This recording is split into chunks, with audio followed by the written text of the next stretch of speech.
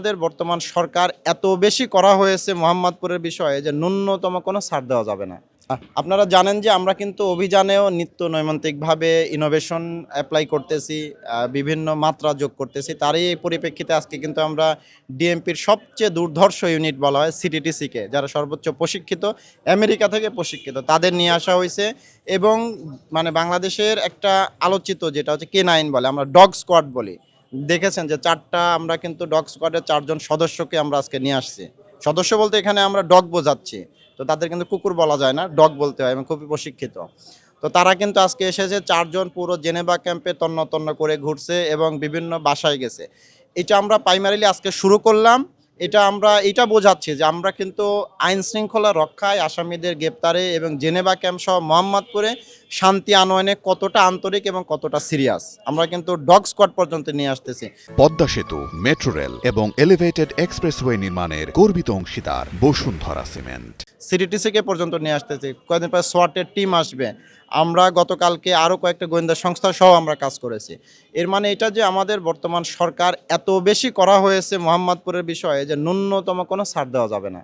জনগণের প্রতি যে প্রতিশ্রুতি সরকারের ছিল আপনারা নির্বাচনের আগে, সেইটা এখন আমাদের বাস্তবায়ন করে দেখাইতে হবে, যাতে করে একটা স্বস্তিদায়ক রমজান এবং একই সাথে একটা আনন্দমুখর এবং উৎসবমুখর একটা হচ্ছে যে ঈদ কি বলা যায়, উপহার দেওয়া যায়। তারই পরিপ্রেক্ষিতে আপনি জানেন যে মাননীয় প্রধানমন্ত্রী, মাননীয় স্বরাষ্ট্রমন্ত্রী মহোদয় কিন্তু আমাদের নির্দেশনা দিয়েছেন যে খুব কঠিনভাবে আইন শৃঙ্খলার ক্ষেত্রে কোনো ছাড় নাই।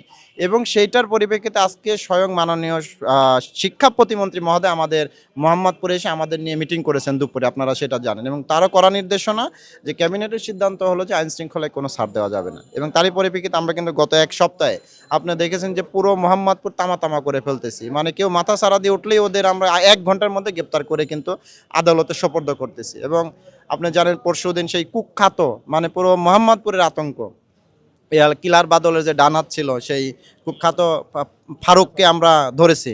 এবং তাকে কিন্তু সেই পালায় চলে গেছিল কোথায়, কেরানীগঞ্জে পার হয়ে, ধলেশ্বরী পার হয়ে সেই একটা প্রত্যন্ত গ্রামে, সেখান থেকে তুলে নিয়ে আসছে।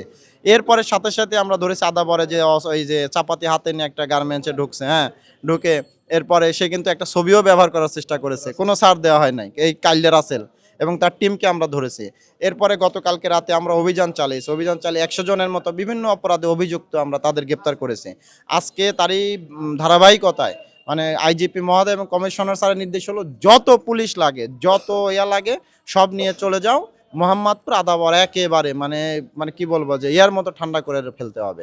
আমরা তারই পরিপ্রেক্ষিতে আজকে কিন্তু এই যে dog squad, CTTC specialised team, তাদের নিয়ে আজকে আমরা অভিযান করলাম এবং আমরা অনেক আসামিকে ধরেছি, হাতে নাতে মাদক পেয়েছি। পাশাপাশি এই ডগ স্কোয়াড আসার ফলে হয়েছে কি, মানুষের, অপরাধীদের মধ্যে একটা বিরাট ভীতি তৈরি হয়েছে যে পুলিশ তো ছাড় দিচ্ছে না। তো প্রতিদিন নিত্য নৈমিত্তিক নতুন নতুন অ্যাডিশন নিয়ে আরও মানে বিভিন্ন সরঞ্জামে অস্ত্রশস্ত্রে সজ্জিত হয়ে আমাদের ধরতে আসতেছে। কাদের পালানোর কৌশল? শোনেন, মুশকিল হলো যে মাথা যে ধরা পড়ে নাই তাও না, যত আলোচিত মাথা আছে দেখেন গত 1 বছরে 1 বার 2 বার একাধিকবার ধরা পড়েছে। তো আবার দেখা গেল বিভিন্নভাবে আইনের ফাঁকফোকর দিয়ে বের হয়ে আসছে। আসার পরে গত 4-5 মাসে কিন্তু এরা বের হওয়ার পরে কিন্তু আর কেউ মোহাম্মদপুরে ঢোকে না। এটা খেয়াল করেন যে মোহাম্মদপুরে এদের দেখা যায় না। এরা হয় সাভারে পালায় আছে, নাইলে কেরানীগঞ্জে পালায় আছে, নাইলে এই যাত্রাবাড়ি পালায় আছে, কেউ শুনছি কুমিল্লা পালায় আছে।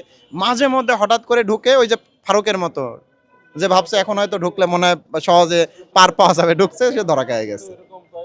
আর একটা সুন্দর কথা কিন্তু আরেকটা বলে, আজকে আমাদের শিক্ষা প্রতিমন্ত্রী মহোদয় সুস্পষ্ট নির্দেশনা দিয়েছেন একদম অসংখ্য মানুষের সামনে, যে কোনো দলীয় ট্যাগ বা কে কি করছে, কার কি ভূমিকা, এসব দেখার দরকার নেই।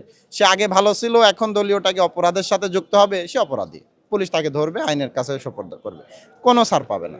একদম মানে সরকারের সিদ্ধান্ত, মানে শিক্ষা প্রতিমন্ত্রী তো সরকার, স্বয়ং সরকার, তিনি সিদ্ধান্ত দিয়ে গেছেন যে চোখ বন্ধ করে অপরাধ দেখবে আর হচ্ছে অপরাধী দেখবে, আর বাইরে কোনো ধরনের তদবির কাজ হবে না। এবং উনি নিজে প্রোটেকশন দিবে আমাদের বলে গেছেন। তারই পরিপ্রেক্ষিতে আমরা নির্ভয়ে, নিঃসংকোচে, একদম বুক ফুলাইয়া ধরেন আসামি ধরতেছি, আইন শৃঙ্খলা রক্ষা করতেছি।